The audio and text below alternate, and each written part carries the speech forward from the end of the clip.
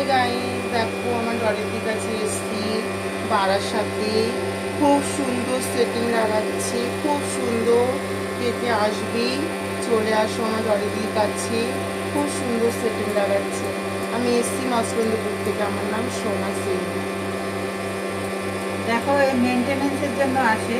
এ মানে অনেকটাই কম হয়ে গেছে, এখন আর নেই বললেই চলে।